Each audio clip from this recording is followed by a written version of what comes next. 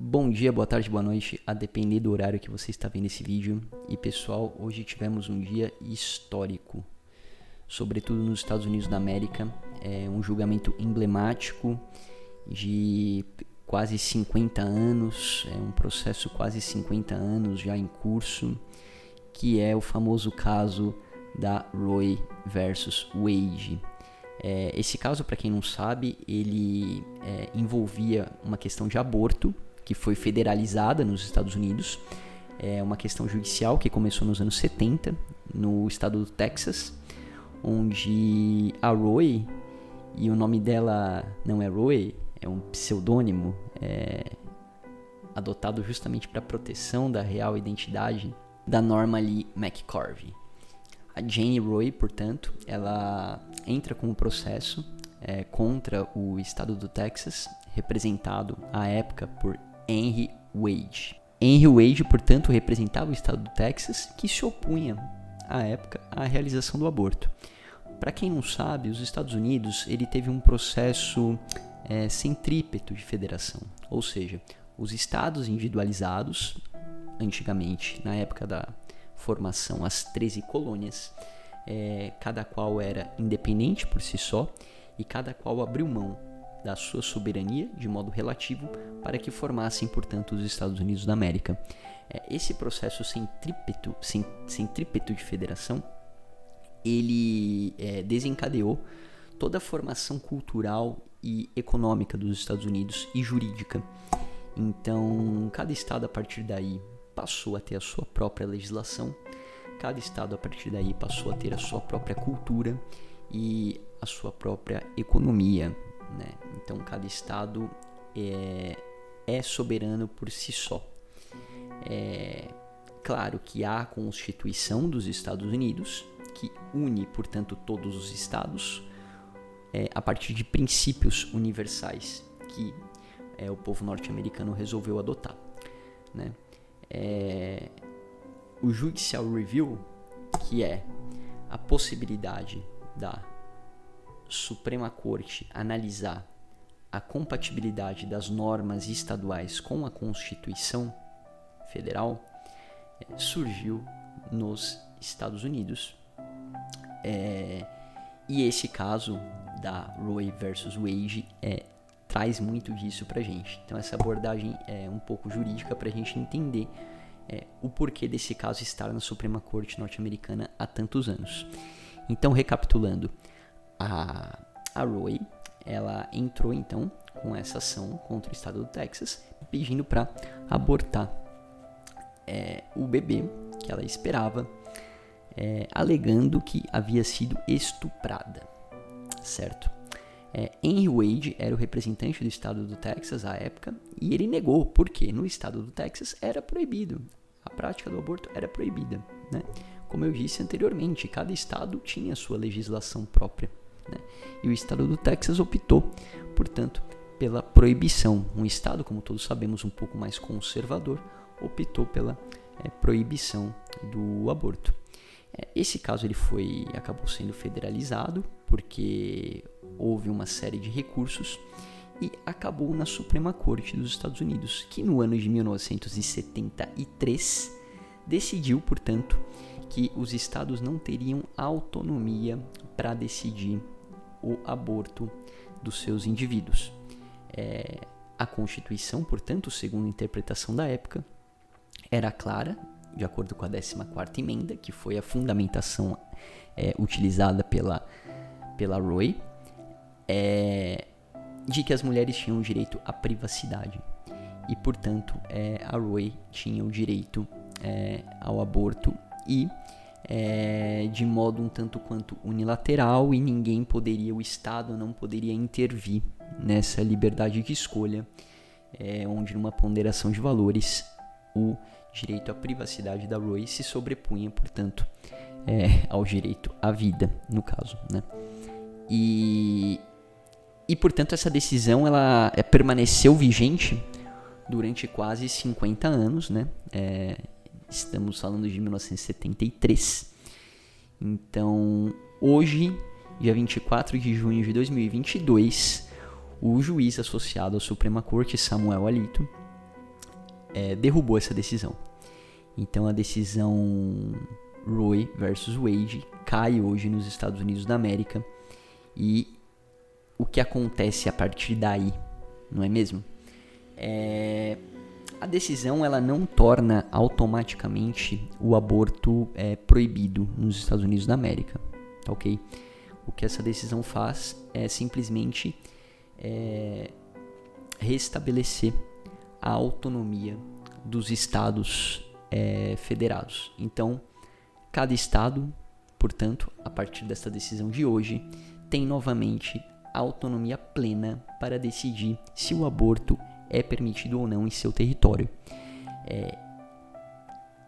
Ato contínuo à publicação da decisão, alguns estados já se manifestaram dizendo que o aborto, portanto, torna-se novamente proibido. O próprio Texas, Missouri e etc. Pessoal, o que é emblemático aqui é justamente o período pelo qual esse caso ficou parado na Suprema Corte dos Estados Unidos, né? Foram quase 50 anos, onde a decisão da mulher, baseada na 14ª emenda da Constituição, ou no direito à privacidade, prevalecia. E a mulher, portanto, independente de qual estado fosse, Texas, Carolina do Norte, os estados mais conservadores, Virgínia, independente do estado, a mulher tinha direito absoluto à cessação da gravidez, certo? O estado não poderia, portanto, intervir nessa decisão. Hoje cai essa jurisprudência, ou seja, os estados podem intervir nessa decisão da mulher e proibir o aborto. Alguns estados, evidentemente, não o farão. Alguns estados nos Estados Unidos são um pouco mais liberais que outros, e essa é a vantagem da federação centrípeta que eu mencionei no início do vídeo, né? Um país verdadeiramente livre, onde alguns estados optam por maior liberalidade, outros estados optam por maior conservadorismo, e o indivíduo que eventualmente se sente insatisfeito com o estilo de vida, com a cultura ou com a legislação de determinado estado, pode migrar para outro estado, pode levar sua família para outro estado e ser feliz em outro estado de acordo com seus costumes, da melhor forma que lhe aprouver. Então essa é a vantagem de uma federação centrípeta, onde cada estado tem a sua legislação e a sua autonomia, né? Essa é a grande vantagem dos Estados Unidos. E isso é muito importante porque isso é uma descentralização de poder, né? Uma descentralização, não se concentra tudo num ponto único, como acontece no Brasil, né? Onde a federação foi centrífuga, né? Ela começa com uma corte monárquica e essa corte descentraliza o poder uno e indivisível para os estados membros, né? Concede um pouquinho de poder para cada estado membro, né? Nos Estados Unidos é o contrário, os estados membros têm um poder absoluto e eles concedem um pouquinho desse poder absoluto, cada um concede um pouquinho, formando uma pirâmide para cima, né? E no Brasil é o contrário, é um poder absoluto em cima e esse poder absoluto distribui um pouco, formando a base da pirâmide. E portanto no Brasil não há essa autonomia, né? Não muda muito. Tanto é que nós temos aqui legislações federais em muito maior número, né? E em muito maior relevância, em muito maior vinculação do que legislações estaduais e municipais, que devem prestar, portanto, compatibilidade sempre com essa hierarquização das leis. Pessoal, algumas curiosidades desse caso da Roe, né? Da Jane Roe, que é o pseudônimo dela. São muito interessantes. No decorrer do processo, ela teve o filho, né, que ela alegava ter sido estuprada. Ela deu à luz a criança. Essa criança foi para adoção. Tá? Então esse é o primeiro fato curioso. Realmente ela não quis criar, ela deu para adoção. Agora, um ponto interessante é o seguinte. Em 1987, a Roe, ela, através da sua advogada, que lá em 1970, quando começou a processar o Henry Wade, ela era recém-formada, né? Em 1987, evidentemente, já era uma advogada um tanto quanto experiente.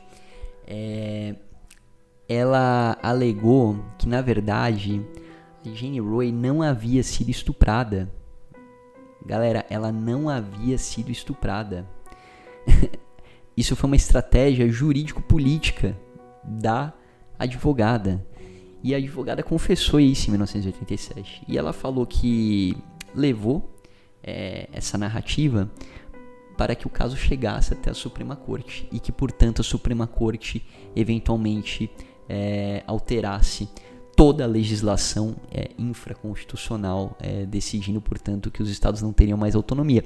Então, a finalidade da advogada foi um tanto quanto questionável. Ela, inclusive, assumiu que a conduta dela pode não ter sido um tanto quanto ética. Olha que bonitinho. Ela falou, minha conduta não foi um tanto quanto ética, mas eu fiz porque pensei que as razões justificassem. Então a tese do estupro, a tese era que ela tinha sido estuprada por uma gangue, né? E, portanto, violentada, e que isso justificaria o aborto. É uma tese falaciosa, isso não aconteceu, tá? Então, uma curiosidade um tanto quanto polêmica, né, para esse caso. Outro ponto curioso desse caso, galera, é que o fundador da Playboy, o Hugh Hefner, ele se empenhou muito nesse caso, ele se envolveu, inclusive financeiramente, né? E ele participou do processo como amicus curiae. Para quem não sabe, amicus curiae é um termo em latim que significa o amigo da corte, né? São personagens da sociedade civil que são convidados ou, a depender da legislação do país, pleiteiam o seu ingresso em alguns processos emblemáticos, e a sua opinião, o seu parecer desse personagem da sociedade civil é considerado na argumentação ou na decisão final do juiz. Então o juiz leva em conta, né? O juiz dilata o processo argumentativo ou de convencimento na sua decisão final com esses argumentos que são agregados por alguns personagens da sociedade civil. No caso, o fundador da Playboy, ele se empenhou muito nesse caso e participou como amicus curiae desse caso da Roe versus Wade. Pessoal, é importante frisar aqui que a decisão lá de 1973 da Suprema Corte, ela ela delimitou alguns pontos, tá? Então, assim, o aborto seria permitido, portanto, e foi permitido durante todo esse período, até o momento em que o feto se tornasse viável, né? Esse é o termo que eles utilizam, né? Ou seja, até o momento em que o feto, de fato, se tornasse um ser humano, né? De acordo com a interpretação deles, né? Isso, de acordo com o consenso da época, e foi o que permaneceu, era de que o aborto seria permitido, portanto, até 7 meses ou 28 semanas. Então, a partir disso, o aborto só seria permitido naqueles casos em que houvesse risco de vida para a mulher, né? Que é o conhecido aborto humanitário. Aqui no Brasil também tem essa figura. Então, não era assim um aborto a esmo, desmedido, né? Houve alguma delimitação, né? E isso foi importante também, né? Sobretudo para poder mitigar ou limitar de alguma forma também uma liberdade eventualmente exacerbada que poderia levar a casos mais grotescos. Esse caso, pessoal, ele foi emblemático nos Estados Unidos, tá? Ele dividiu a sociedade entre pró-Roe, anti-Roe. Os conservadores eram contra o aborto, os estados e os indivíduos mais liberais eram a favor. Então defenderam a Roe em diversas plataformas da época, nas mídias impressas e, enfim, televisivas. E o Estado realmente ficou muito dividido nesse caso, tá? Debates aconteceram, influenciou na cultura norte-americana de uma forma ou de outra, documentários aconteceram. Então, assim, é um caso realmente muito, muito, muito emblemático, sobretudo para a história da Suprema Corte norte-americana, né? Porque foi uma decisão dela que influenciou todos os Estados Unidos da América e que hoje, dia 24 de junho de 2022, é uma decisão que cai. Hoje, a gente sabe que a Corte ela está composta por uma maioria de juízes conservadores, né? Que vem desde o George W. Bush e agora com o Donald Trump, né, de 2016 a 2020. Então é uma corte que está com 6 juízes conservadores e 3 juízes liberais. Os críticos da Roe, eles sempre argumentaram que a decisão foi ilegítima, que a decisão violou a Constituição dos Estados Unidos, porque a decisão proibiu, né, de forma totalmente abrangente todos os estados de decidir o que seria melhor, né, para sua comunidade local.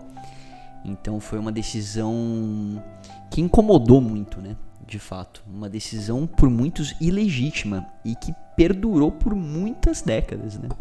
Pessoal, aqui ó, para finalizar, eu acho muito legal a gente dar uma lida na decisão do juiz, do Samuel Alito, que foi proferida hoje, e ver o que ele falou no dispositivo dessa decisão. Abre aspas. Nós sustentamos que a Roe e a Casey devem ser anuladas. A Casey, galera, é um outro caso, tá? Que eu não comentei aqui no vídeo, mas é um outro caso também com os mesmos fundamentos, tá bom? Posterior ao caso da Roe. Nós sustentamos que a Roe e a Casey devem ser anuladas. A Constituição não faz referência ao aborto e tal direito não é implicitamente protegido por qualquer disposição constitucional. Fecha aspas. Então, o Samuel Alito disse, portanto, de forma sucinta, que os estados detêm novamente a autonomia que lhes foi subtraída lá em 1973 e podem decidir se permitirão ou não o aborto em seus respectivos territórios. Tá bom? Então, esse é o caso Roe versus Wade. Eu espero que vocês tenham gostado um pouco dessa história. É um caso curioso, emblemático. Muitos anos, né, foram perdidos nesse debate nos Estados Unidos. Já houve, após a decisão, diversas manifestações de personalidades, manifestações de mulheres na frente da Suprema Corte, todas contra essa decisão. Alegando a liberdade individual delas, aqueles argumentos já conhecidos, né, pró-aborto, do qual nós discordamos, né, mas que estão aí, né, eles ainda são sustentados de uma forma ou de outra. Enfim, personalidades já se manifestaram, políticos do Partido Democrata já se manifestaram, o próprio Joe Biden já se manifestou, falou que os democratas, no geral, têm que converter isso em lei, de alguma forma, né? Uma lei federal, no caso, né? Mas, enfim, essa decisão da Suprema Corte é uma decisão forte, tá? É uma decisão de impacto profundo na cultura norte-americana. Então, é uma decisão que, de fato, vai influenciar em muito, sobretudo o comportamento político dos atores em cada condado, em cada estado. Então vamos acompanhar aí qual será a reação, portanto, do Partido Democrata em relação a isso, né? De fato, não tenho dúvida de que haverá muita manifestação, muita gritaria, enfim, e vamos aguardar aí para ver o que vai acontecer. Pessoal, tudo que eu tiver achado eu vou deixar os links aqui na descrição, tá?